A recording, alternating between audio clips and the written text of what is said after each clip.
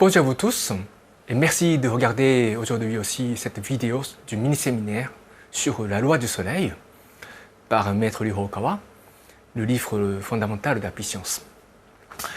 J'espère que vous tous, vous allez bien malgré la situation mondiale actuelle. J'espère sincèrement que cette lecture de ce livre sacré vous donne le courage et l'énergie pour continuer à survivre et pour que l'existence de chacun d'entre vous soit remplie de lumière et d'espoir. Alors, donc nous allons continuer aujourd'hui aussi la lecture du chapitre 3.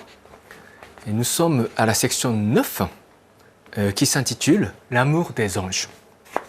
L'amour des anges. Voilà, donc l'amour pratiqué par les anges. Donc ici, l'enseignement est assez dense, de sorte que je n'arriverai pas à relever seulement certaines parties. Donc je pense que je vais lire presque intégralement cette section, et puis je vais essayer d'ajouter un petit commentaire à mon niveau, pour que la lecture de cette section vous laisse une trace de certains apprentissages qui ne va peut-être pas servir votre apprentissage maintenant, aujourd'hui, mais qui sera d'usage dans quelques temps, y compris après votre retour dans l'au-delà. Voilà. Donc je vais lire et puis je vais ajouter des commentaires. Mes explications étaient jusqu'ici centrées sur les humains qui reçoivent et pratiquent l'amour. Maintenant, je désire évoquer l'amour des anges, aux dimensions supérieures du monde spirituel, qui sont des fournisseurs de l'amour. On appelle généralement anges ceux qui occupent les régions supérieures du royaume de la lumière à 6 dimensions, et au-delà, incluant d'abord les Dharmapala, déités protectrices de la loi à 6 dimensions, puis les Bodhisattvas à 7 dimensions, et les Tathagata à 8 dimensions, et enfin les Mahatathagata ou Gurus, ou grands esprits guides de lumière au niveau le plus élevé, résidant dans l'espace à 9 dimensions. Ces êtres ont leur propre méthode pour fournir ou manifester l'amour dans le monde réel. Ok, donc je vais m'arrêter ici. Donc, le thème de cette section, comme l'indique le titre, c'est l'amour des anges. Donc, jusqu'ici, l'enseignement était focalisé sur ce que les humains devraient pratiquer. Okay? Les étapes progressives de l'amour, faisant l'objet de la discipline spirituelle des humains, y compris les anges incarnés sur Terre. Donc ça, c'est l'aspect de la discipline. Maintenant, nous allons étudier dans cette section l'amour de la part des fournisseurs de l'amour, qui sont des anges. Okay? Les anges, ce sont des envoyés de Dieu. Donc même si les anges sont tous sur la voie de l'apprentissage, ils sont des anges parce qu'ils fournissent de l'amour. Donc c'est ça le sens d'être messager de Dieu. Parce que Dieu est amour. Pour représenter Dieu, c'est représenter son amour à leur niveau. Parce qu'il y a différents niveaux dans les anges. Donc les anges ne sont pas identiques. Donc il y a différents types d'anges déjà. Des anges qui ont été jadis des chefs religieux, par exemple. Mais selon les investigations spirituelles menées par Maître Okawa, récemment de plus en plus d'anges s'incarnent, non pas dans le domaine de la religion. Ils sont parfois des musiciens, parfois des politiciens, parfois des entrepreneurs, parfois des écrivains, ainsi de suite. Voilà, donc c'est très varié. En Angleterre, par exemple, il y a un grand écrivain de théâtre qui s'appelle Shakespeare. Donc Shakespeare était aussi un grand ange, un Tathagata, qui réside dans le monde à 8 dimensions, et qui serait donc une sorte d'avatar du grand esprit et qui réside à 9 dimensions, qui s'appelle Zeus, le grand dieu dans la mythologie grecque. Donc c'est aussi possible. Et je vous ai déjà parlé de l'histoire de John Lennon, qui était une avatar de Jésus-Christ, incarné récemment. Donc c'est très varié. Okay? Donc leur mission d'ange exige de fournir de l'amour à la place de Dieu. Donc un ange naît sur terre pour fournir de l'amour, pour injecter de l'amour de Dieu dans leur domaine, à leur manière, à leur contemporain, à leur époque et à leur région. Voilà. Ok? Donc les anges ne sont pas omniscients et omnipotents. Les anges ne sont pas Dieu lui-même. Donc leur message est limité, mais ils représentent, ils incarnent la lumière et l'amour de Dieu. Parce que la lumière, l'amour c'est lumière. Lumière c'est l'amour. Lumière c'est Dieu. Dieu est lumière, Dieu est amour et Dieu est vérité. Voilà. Donc il y a eu un terme spécifique qui est Dharmapala. Dharmapala. Donc selon les enseignements de Maître Okawa, parmi les êtres résidant dans la partie supérieure de l'espace à 6 dimensions, il y a des esprits qui sont là pour exécuter une certaine mission particulière. Donc leur niveau spirituel n'est pas celui de l'espace à 6 dimensions. Ils peuvent être un bodhisattva à 7 dimensions ou un tathagata à 8 dimensions. Mais ils descendent jusqu'à l'espace à 6 dimensions pour accomplir une certaine mission particulière. Là, c'est marqué déité protectrice de la loi. On dit par exemple qu'il y a des dieux dragons, dieux avec beaucoup de pouvoir pour protéger la vérité ou la loi de Bouddha contre les démons. Donc, ils ne sont pas forcément des esprits dont le niveau spirituel correspond à l'espace à 6 dimensions. Il peut y avoir des dragons, dieux, d'un niveau spirituel très très élevé. Mais ils sont là pour, par exemple, enseigner les habitants du monde à 6 dimensions, pour les éduquer de manière sévère, je crois, pour manifester la rigueur nécessaire pour protéger la loi. Parce qu'en fait, on va voir ça plus tard, mais les esprits qui appartiennent dans l'espace à 6 dimensions, ils ont besoin de se rendre en enfer pour sauver les âmes qui souffrent là-bas. Donc ils ont besoin d'avoir la force. Être seulement gentil et incarnant la lumière douce de Dieu n'est pas suffisant pour se rendre en enfer et pour sauver les âmes infernales. Il faut de la force et la rigueur et la détermination. Voilà, donc ainsi de suite, il y a beaucoup de missions particulières accordées au Dharmapala. Ok? Alors, donc, je vais continuer la lecture. L'amour des arhats à 6 dimensions ou anges de lumière correspond 3 aspects. Le premier est la protection des terriens. Le second est le salut des esprits tombés en enfer. Et le troisième est l'éducation des âmes résidant dans le royaume du bien à 5 dimensions. Voilà. Donc les arhats, c'est aussi un terme bouddhiste qui signifie un état de conscience ayant plus ou moins terminé la perfection individuelle. Donc c'est un stade avant d'atteindre celui des bodhisattvas. Okay? Donc c'est pour ça que les arhats résident dans la partie supérieure de l'espace à 6 dimensions. Okay? Et c'est à partir de ces esprits qu'on qualifie des anges. Donc les esprits dans le monde à 5 dimensions, on ne peut pas les appeler anges. Ce ne sont pas encore des fournisseurs de l'amour, même s'ils pratiquent à leur niveau l'amour qu'ils donnent. Okay? Ce sont un peu des étudiants. Et alors qu'à partir d'anges, ce sont des individus qui mènent sur le plan spirituel une vie active. Donc à être vraiment au service du monde, de l'univers. Donc ils ont 3 rôles. Le premier rôle, la protection des terriens.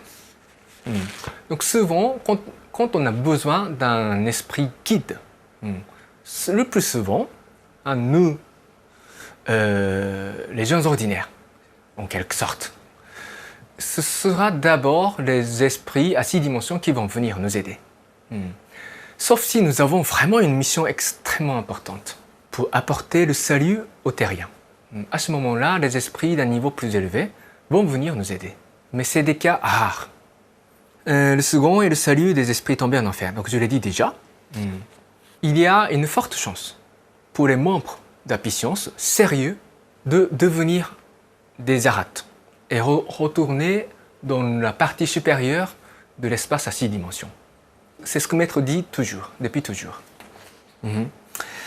Donc ça veut dire que nous aurons la tâche de nous rendre en enfer pour convaincre les esprits qui souffrent en enfer. Ils souffrent parce qu'ils ont des attachements.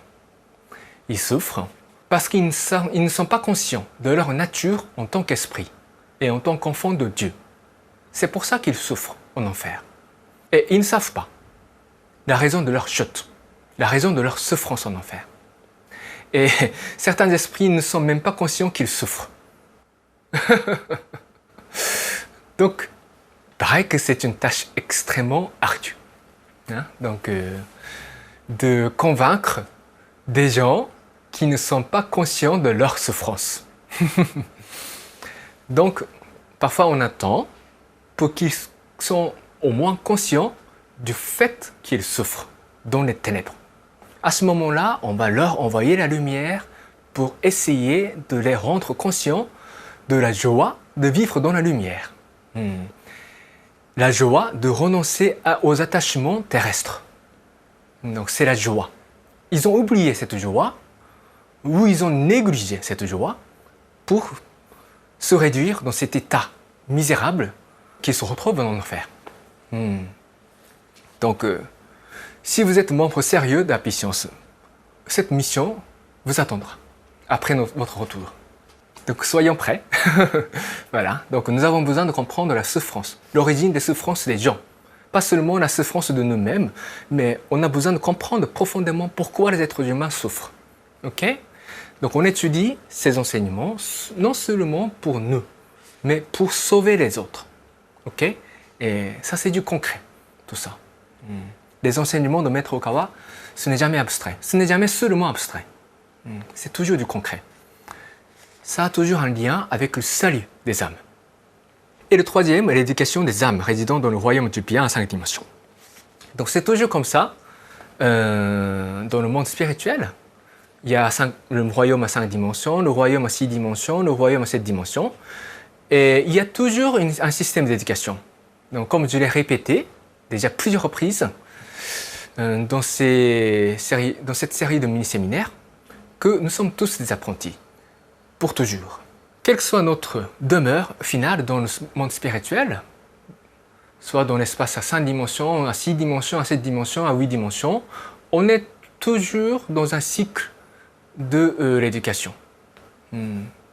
La Terre est une grande école de l'apprentissage et du progrès spirituel, rassemblant des âmes venant d'autres espaces, d'autres planètes même. Okay? C'est une école. Notre Terre est une école.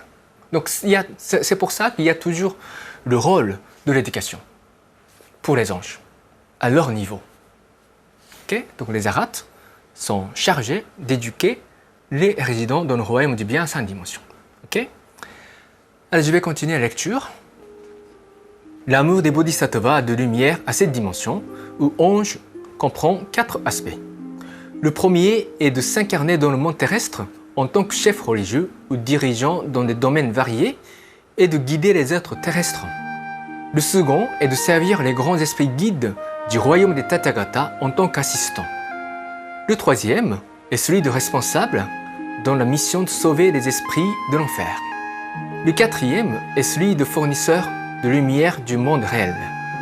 La lumière divine est apportée jusqu'à l'espace à 6 dimensions et en dessous par l'intermédiaire de ces bodhisattvas. Voilà, donc ça c'est l'amour des bodhisattvas de lumière à 7 dimensions. Ok, donc il y en a 4. Donc d'abord, les anges s'incarnent sur Terre. Okay? Ils s'obligent en quelque sorte. Ils ne sont pas obligés par le karma de se renaître dans le monde terrestre. Mais ils choisissent de revenir sur Terre de temps à autre pour accomplir une certaine mission divine. dans des domaines variés. Okay? Et le second est de servir les grands Tathagata de l'espace à 8 dimensions en tant qu'assistants. Donc le Bodhisattva naît sur Terre pas seulement pour accomplir leur propre mission. Quand un Tathagata vient dans ce monde, il y a souvent des Bodhisattvas qui naissent en même temps pour aider la réalisation de la grande mission de Tathagata, d'un Tathagata. Les Bodhisattvas peuvent être là en tant qu'assistants aussi, au lieu de monter leur propre entreprise, leur propre projet, je veux dire. Ok, alors troisième, c'est celui de responsable dans la mission de sauver les esprits de l'enfer. Donc, les Bodhisattvas sont des chefs de la mission, rassemblant plusieurs arhats pour se rendre ensemble dans l'enfer et mener le projet du salut des âmes souffrant en enfer. Okay? Donc ce sont des chefs aussi.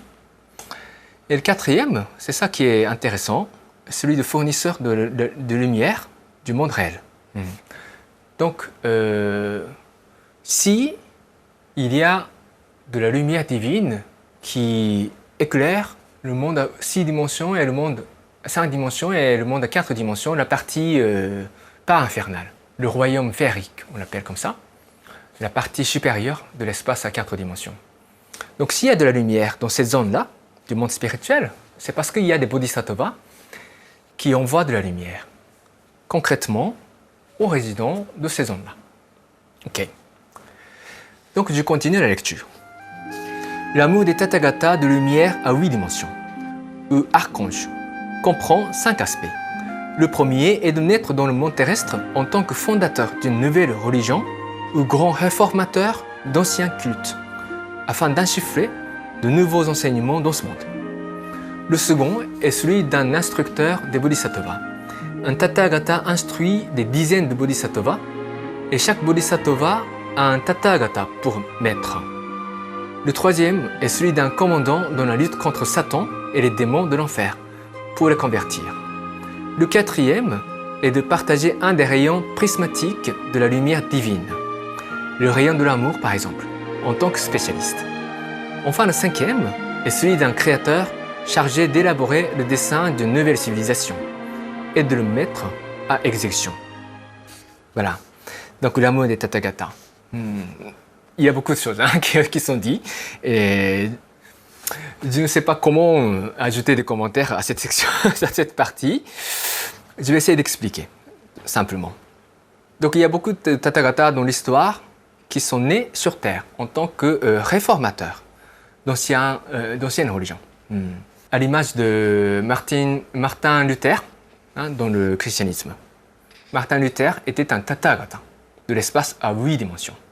Sa mission était claire, c'est réformer le christianisme. Il a réussi ou pas? C'est une grande interrogation, mais sa mission était de réformer le christianisme. Et grâce à lui, qu'il y a le nouveau souffle dans le christianisme. Et en partie, c'est grâce à lui que le christianisme n'a pas été totalement détruit par l'islam. Mais je vais pas aller plus loin dans cette discussion trop controversiale.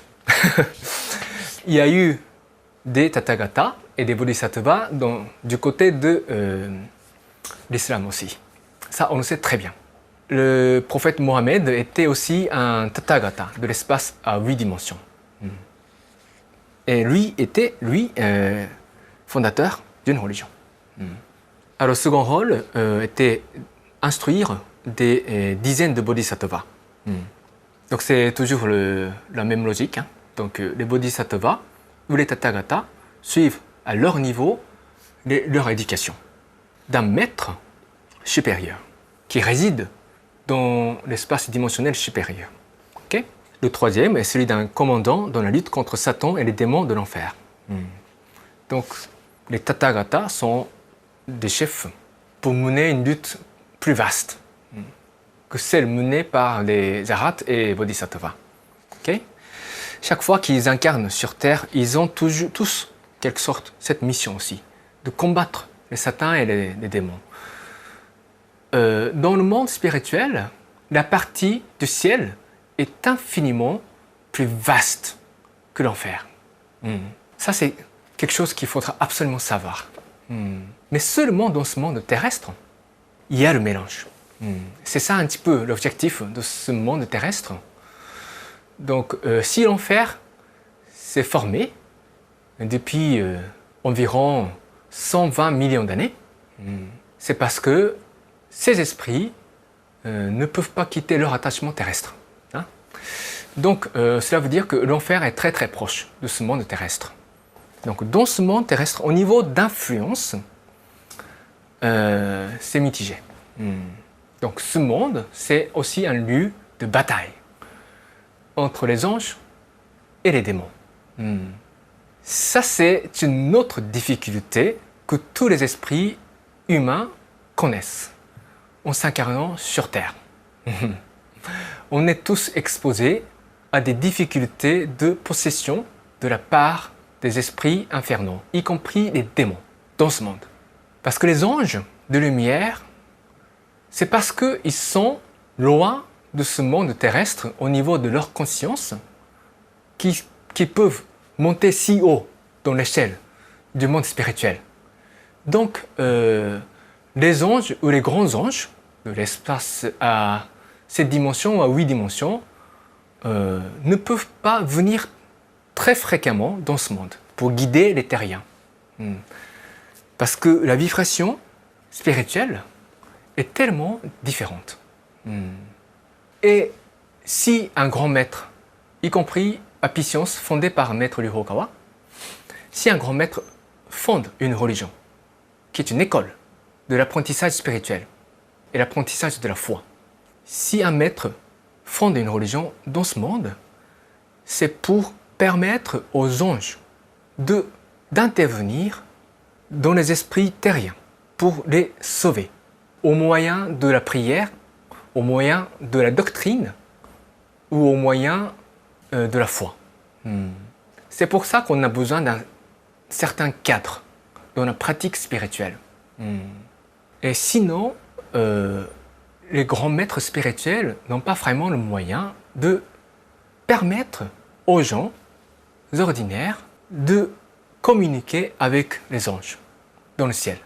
Donc le cadre n'est pas négligeable. Le cadre religieux n'est pas négligeable.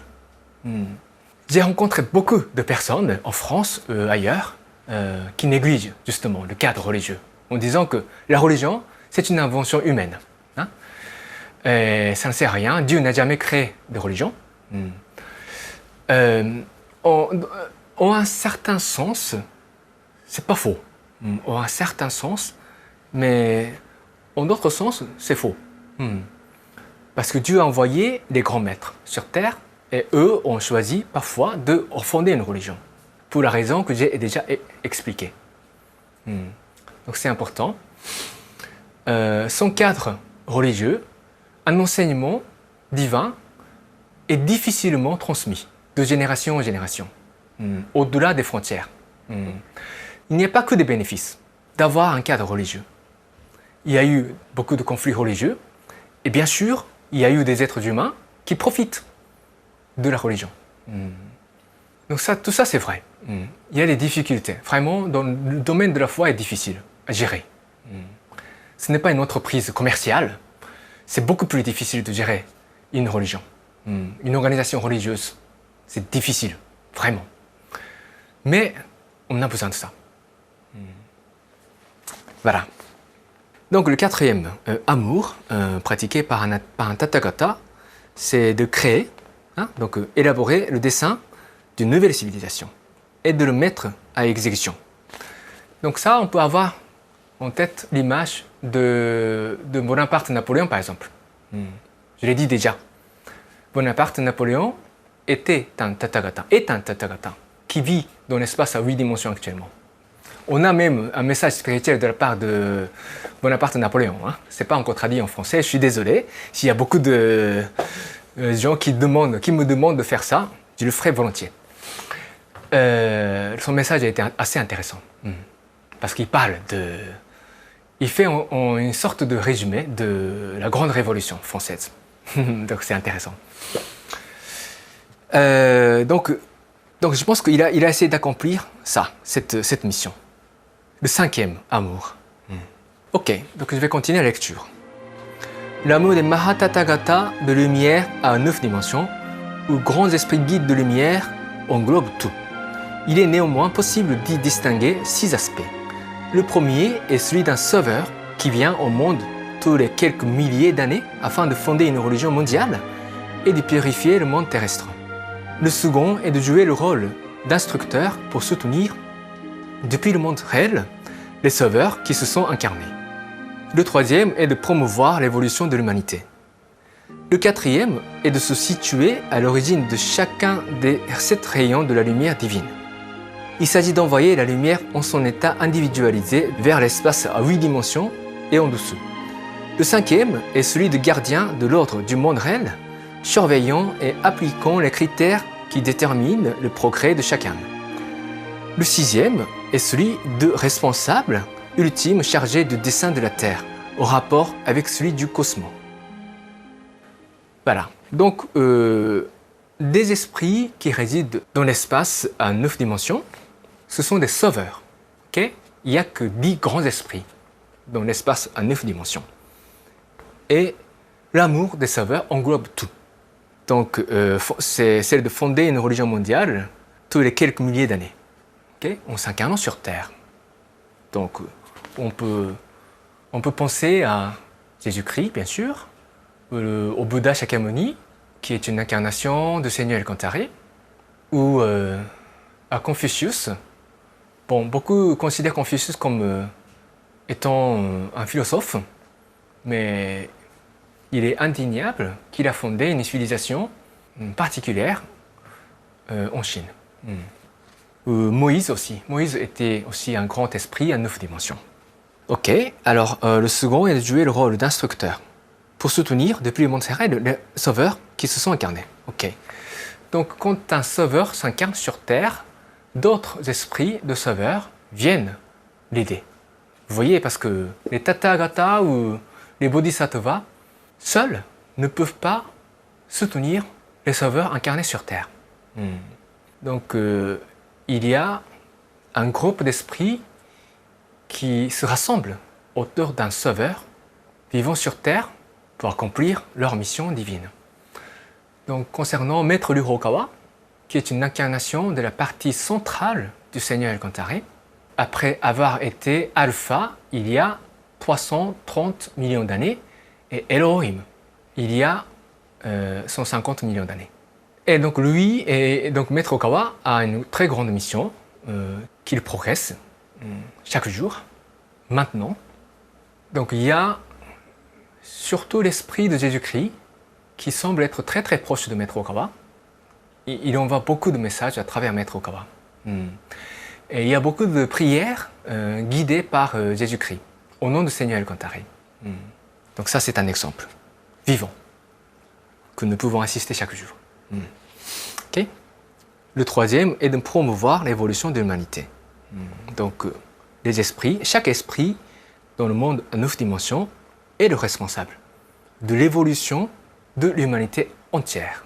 Donc les grands esprits à 9 dimensions sont responsables, observent toute l'humanité à l'échelle mondiale. Ça, c'est une particularité des esprits à 9 dimensions. Contrairement aux Tathagata à 8 dimensions, qui eux sont souvent responsables d'une région, du globe, ou d'un pays, ou d'une nation. Ça, c'est la différence. Ok, le quatrième est de se situer à l'origine de chacun de 7 rayons de la lumière divine. Donc, la lumière divine, à l'origine, venant de la conscience créatrice du grand univers. Il n'y en a qu'une, il n'y a qu'une lumière. Mais pour que ça éclaire différents individus, il faut que ça se sépare dans différents domaines, petit à petit. Et au niveau le plus élevé des esprits humains, en matière de notre planète Terre, cette unique lumière divine est divisée en 7 couleurs. Okay? Ces 7 couleurs sont expliquées dans le Sutra fondamental de la puissance, les paroles véritables prononcées par Bouddha. Donc je vais vous le lire. Jaune est la couleur de l'enseignement. Blanc est la couleur du salut. Rouge est la couleur de la justice. Violet est la couleur de l'obéissance. Bleu est la couleur de la pensée. Vert est la couleur de l'harmonie. Argent est la couleur du progrès. Voilà. Donc, je vous remercie d'essayer de retenir ces 7 couleurs. À l'origine, il y a 7 couleurs. Ok? Encore plus à l'origine, au-delà des esprits humains, il n'y a qu'une seule lumière.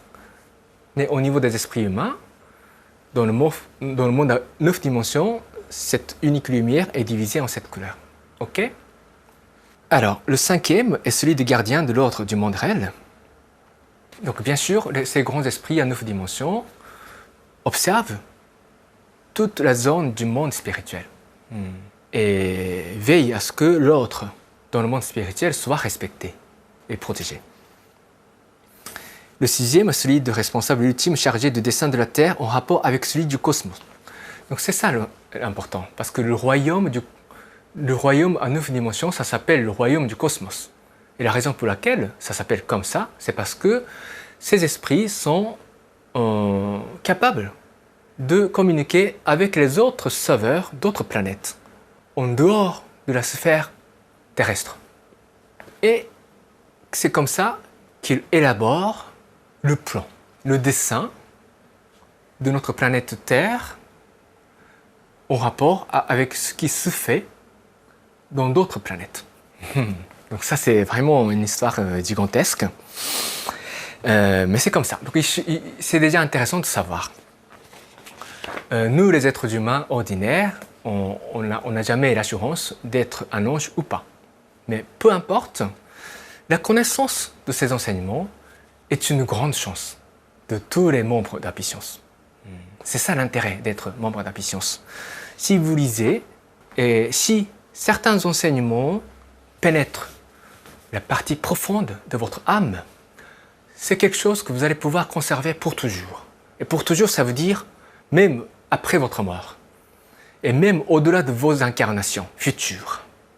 Même si, et au terme de notre existence actuelle, on n'arrive pas à retourner dans le royaume des anges, un jour, on deviendra ange. En tout cas, on essaie. Et ça, c'est notre objectif commun. Et c'est à ce moment-là que cet enseignement deviendra vraiment utile pour savoir quel niveau d'amour nous pratiquons. Donc, pas seulement les étapes progressives de l'amour, en 4 étapes. Donc, l'amour qui donne, l'amour qui aime, l'amour qui instruit, l'amour qui pardonne, l'amour qui s'incarne. Il y a aussi ces différents aspects de l'amour pratiqués par les anges, qui sont des fournisseurs de l'amour. Donc ça, c'est vraiment le sens de l'apprentissage des enseignements d'Happy Science. Il y a beaucoup d'enseignements qui sont hors de notre portée, des humains ordinaires. Mais ça va être conservé au niveau de notre esprit pour guider nos incarnations futures. Donc ça, c'est vraiment une chose importante. Recevoir les enseignements de la partie centrale du Seigneur El-Kantaré n'est presque jamais possible, en dehors du temps où cette partie s'incarne sur Terre en tant qu'humain. Parce que sinon, c'est comme si contempler le soleil dans le ciel. C'est brillant, il y a beaucoup de lumière, on rend la gratitude au Seigneur en voyant la lumière. Mais on n'entend jamais les paroles. Les paroles sont envoyées actuellement par le Seigneur El-Kantaré parce que sa partie centrale vit en tant qu'humain sur Terre en tant que maître du Ho-Okawa. C'est parce qu'il vit en tant qu'humain que nous pouvons recevoir ces enseignements en paroles humaines. Ok? Donc c'est ça vraiment l'intérêt. Donc apprendre les enseignements de Maître Okawa, ce n'est pas seulement pour en profiter maintenant. Cette connaissance est un véritable trésor pour notre âme. Donc faites de votre mieux. Si vous comprenez ça, si vous acceptez cette vérité, faites de votre mieux pour continuer vos études. Même si ce n'est pas utile vraiment, pour l'instant. Même si ça ne concerne pas votre façon d'être, façon de vivre actuellement. Ok? C'est ça qui est important. Ok. Donc aujourd'hui, le cours était assez long parce que le contenu était assez dense. Et il n'y a pas beaucoup d'occasions de donner certaines explications sur certaines sections. Donc j'en ai profité pour laisser cette explication. Voilà, parce que ce sera publié sur YouTube et puis vous allez pouvoir regarder la vidéo comme vous voulez, à plusieurs reprises. Voilà. Donc maintenant, je vais réciter la prière à l'Esprit Gardien, à l'Esprit Guide. Donc nous allons réciter ensemble. Après, nous allons prendre 2 minutes de contemplation. Allons-y. Prière à l'Esprit Gardien et l'Esprit Guide. Mon Esprit Gardien, mon Esprit Guide, au plus profond de mon cœur. Vous êtes ma fontaine de vie, ma lumière d'espérance, ma source de sagesse, mon bouclier de courage. Assistez-moi, je vous prie, dans mon apprentissage quotidien. Polissez mon cœur chaque jour. Donnez-moi chaque jour de bonnes inspirations. Rectifiez le parcours de ma vie. Gardez-moi loin de tous les maux. Guidez-moi chaque jour dans une existence encore meilleure. Je vous remercie sincèrement.